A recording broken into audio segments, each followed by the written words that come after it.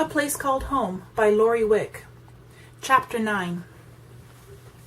Christine noticed that things were fairly quiet out on the street. She noted that houses across the street were nicely painted and maintained.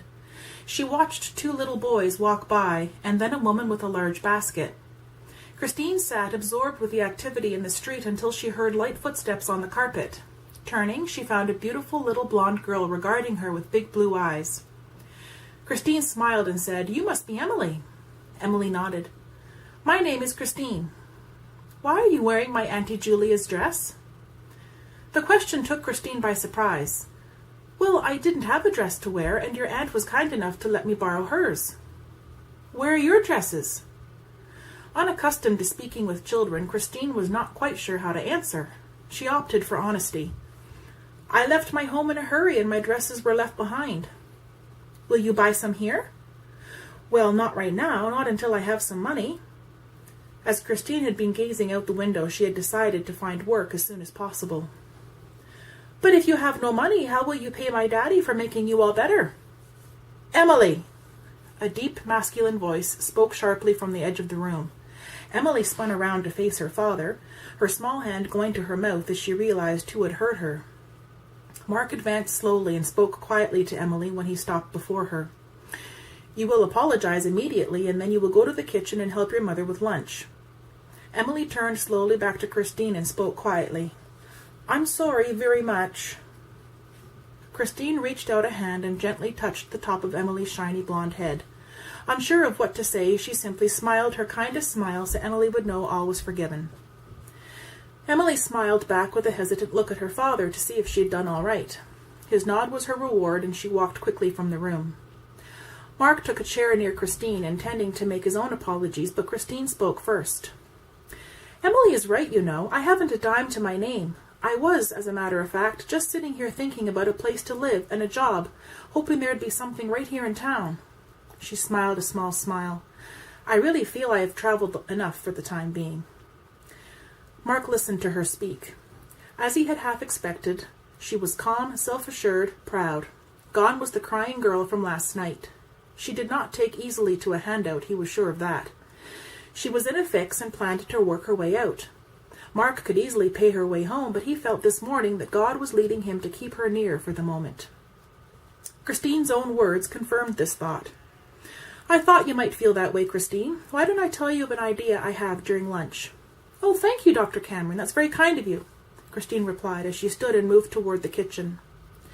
She turned back to say she was going to lend a hand with lunch, but Mark stood also, and Christine found herself staring speechlessly into his chin. Mark watched her eyes drop to his shoes, and then her head tilt back as her eyes met his. He had to fight to keep from laughing as he watched her mouth drop open. She stared this way for some moments before Mark spoke. "My sister Julia is your height. Outside of her husband and her brothers, there are not many men she has to look up to. From the look on your face, it must be the same for you." His voice was full of amusement, and Christine's mouth shut with a snap. Her cheeks flamed with embarrassment as she realized how she had been staring, her mouth hanging open like a codfish on a hook. Not knowing what to say, she mumbled something about helping with lunch and made a hasty exit, thinking as she did so that Baxter had held more embarrassing moments in less than a week's time than Spooner had in 19 years. Lunch went fine, Mark felt, as he walked toward his grandfather's house. Lunch went fine, Mark felt, as he walked toward his grandmother's house. Christine had been very receptive to his job idea. She was a sweet young woman who seemed to get along well with everyone. Now if he could convince Grandma M that she and Christine needed each other, everything would be fine. He found himself wishing Luke were here. Luke had a certain way with Grandma M. Maybe he would try a bit of Luke's firmness with her if it came to that. He knocked on the front door and entered. "Hello? Anyone home?" His footsteps echoed loudly on the polished wood floor of the parlor before hitting the rug. He passed through the parlor and into the kitchen, spying his grandmother through a window as he walked. She was out by her flower garden in the backyard. Her neighbor, Mr. Turley, was by her side. After kissing his grandmother, he turned to shake Mr. Turley's hand. "Hello, Mr. Turley, how are you today?" "Well, I'll tell you, Mark, if I were any better, I wouldn't be able to stand myself." Mark laughed, and Mr. Turley spoke again. "I saw that little Emmy of yours this morning." Emmy was his name for both the old and young Emily Camerons. "You've got yourself a real gem there." "Thank you, Mr. Turley. We think she's pretty special."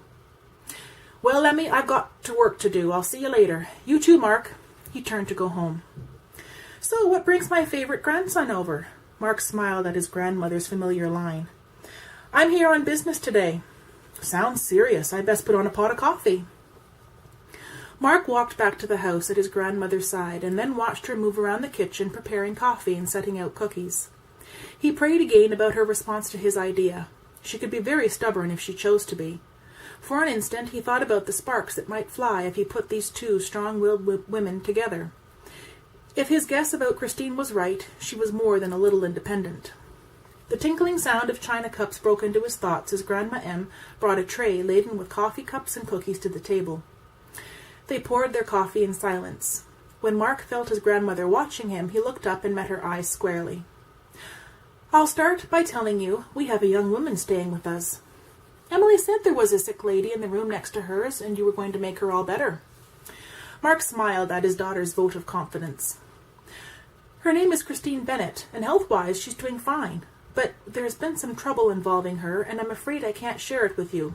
I will tell you that she's not from around here, and she has no one to call on for help. Christine told me she wants to find work. I could offer to pay her way home, but I'm sure I'd be turned down. I doubt Christine takes kindly to a handout." Mark took a breath and decided to jump in with both feet. "I'd like her to come and work for you."